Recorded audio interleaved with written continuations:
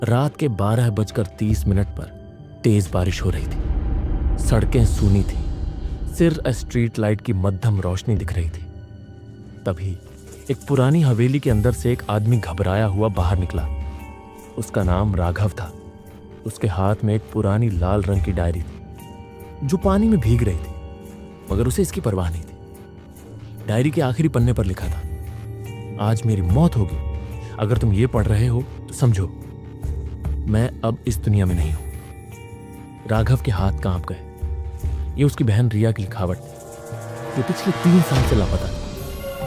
3 साल पहले रिया एक खोजी पत्रकार थी। उसे रहस्यमयी जगहों और डरावनी कहानियों में बहुत दिलचस्पी थी। एक दिन उसने अपने भाई राघव से कहा, भैया, सुना है कि इस शहर के बाहर वाली पुरानी हवेली में कुछ अजीब घटनाएं होती हैं। मैं वहां जाकर इसकी सच्चाई निकालूंगी। राघव ने उसे समझाया, रिया, वो हवेली श्रापित है, वहां मत जाओ। लेकिन रिया नहीं मानी और अगले दिन अकेले ही हवेली चली गई। फिर वो कभी वापस नहीं आई। राघव ने बहन को बहुत ढूंढा, लेकिन उसका कोई सुराग नहीं मिला। पुलिस ने कहा वह शायद जंगल में खो गई होगी, मगर राघव जानता था कि कुछ तो हुआ है। 3 साल बाद जब उसने उसी हवेली के अंदर जाकर रिया की डायरी पाई तो उसकी पूरी दुनिया हिल गई। डायरी में लिखा था, रात को हवेली के अंदर कोई चलता है, लेकिन उसे देखा नहीं जा सकता। आईने में मेरी शक्ल नहीं दिखती। मैं यहां अकेली नहीं हूं, कोई और भी है। राघव की धड़कन तेज हो गई। तभी उसके फोन पर एक अनजान नंबर से कॉल आया। उसने डरते डरते फोन उठाया।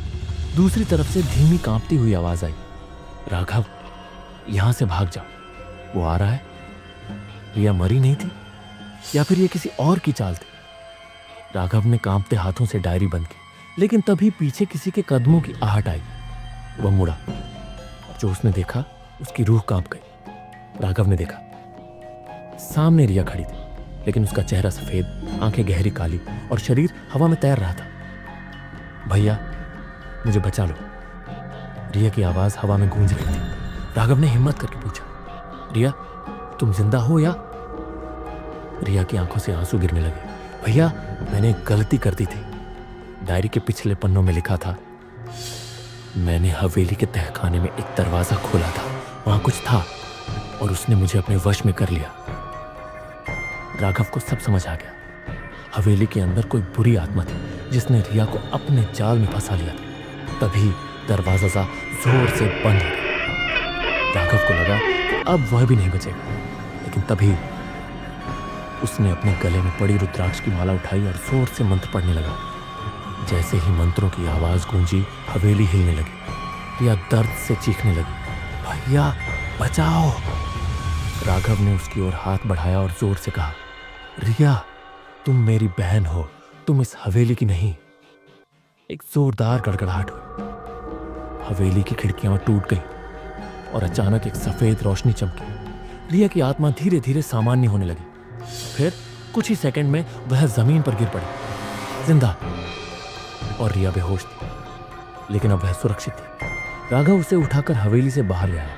पीछे से एक आखिरी चीख की आवाज आई और हवेली हमेशा के लिए ढह गई। रिया बच गई थी, लेकिन उसने राघव से वादा किया, अब मैं कभी किसी श्रापित जगह की सच्चाई जानने नहीं जाऊंगी।